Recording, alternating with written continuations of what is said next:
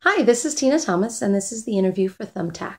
I'm very excited to be considered for the customer support manager position, and I hope after this interview we'll have a chance to go ahead and actually speak face to face.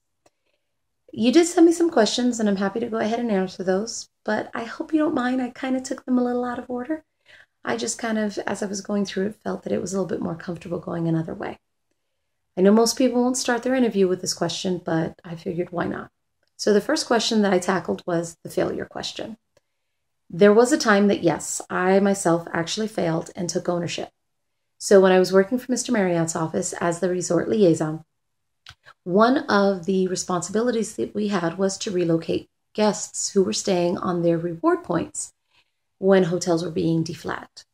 In this particular instance, one of the properties that was being deflagged, it wasn't able to give us that much notice, so we had to go ahead and do this kind of quickly. Unfortunately, we went through and did it so quickly that I missed a guest. Somehow his name got checked off the list as being taken care of with a reservation number, but it wasn't actually him. About a week before his trip, he called the office, and come to find out, he planned this out a year in advance because it was going to be a surprise. U2 was in town, it was the anniversary, and so they wanted to make it a special day. So I had to scramble and make sure that I could find him a location, and it turned out that the initial location I found was way far away from the venue.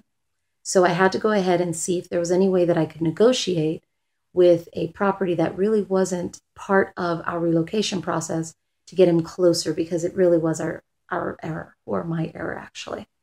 So we were able to go ahead and get him into that location. We did provide transportation from the hotel to the location along with a welcome basket, and we reduced some Marriott reward points. All in all, I thought the trip was a success because he called us back and told us what a great time he had, and he appreciated us picking up the ball that we had dropped, and that he really appreciated the service that he received as a customer and as a loyal Marriott guest. So that actually leads us to the next question about a great customer service experience. In this particular instance, it was going ahead and taking ownership of a failure that we had made. We were very honest about it. One of the things, of course, is we empathized with him, and we were excited for the reason why the trip was coming. We also went ahead and got things done in a very timely manner, so it was very quickly done, so that this way he wasn't sitting there wondering what was going to happen, and that would cause even more stress.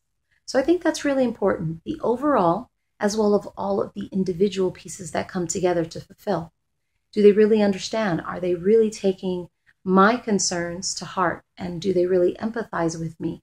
Are they celebrating my wins and my successes? Are they making me feel part of the whole process? So that's really important in terms of customer service. Now, as a leadership and as manager, a lot of the times we don't have those external customers. We have the internal customers, the support departments, our agents. So when it comes to providing great customer service in that instance, then we have to make sure we follow the same things. Are we taking the agent's concerns seriously and to heart? Are we really going ahead and empathizing with them with their family situations? If there's a policy or procedure that they're not understanding, are we doing the necessary research and getting back to them on time?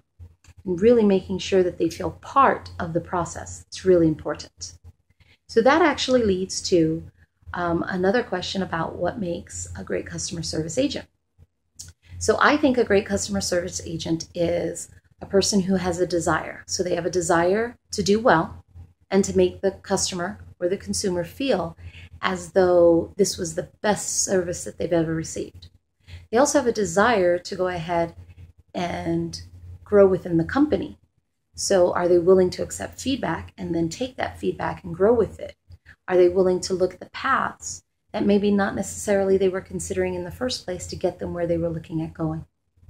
They want to be loyal to the business. That's an important part, as we all know. They also want to think with their head and their heart. So they come up with a solution.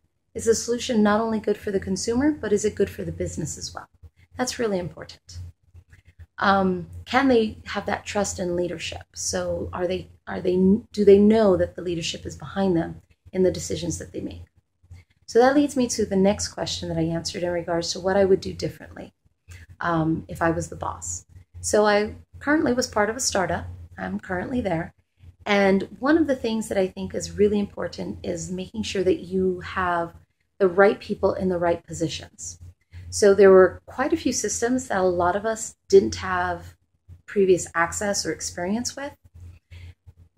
And they didn't really have any formal or official training. It was kind of, we had to learn some of these things on the fly.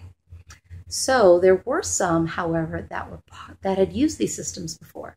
So I think it would have been great if they had taken those particular supervisors, had them learn the versions that we currently had licenses to, and then held small training groups so that we all felt like we could use those tools as properly as possible. And then the last question was feedback.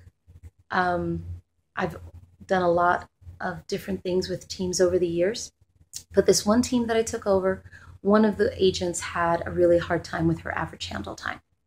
And it turned out that she was intimidated by the consumers. So I gave her a couple of suggestions to kind of help her get through. And she told me there's no way that she could use those suggestions because they just weren't her. So we sat down a couple of coachings and really kind of worked them out to where she herself could understand and felt comfortable with using them.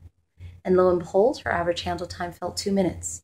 It wasn't the miraculous and it wasn't a huge milestone for the company, but for her, it was extraordinary. And so we celebrated. And then we set some new goals. So that's my interview. And like I said, hopefully I'll get a chance to go ahead and actually speak to you face to face shortly. And thank you again so much for the opportunity.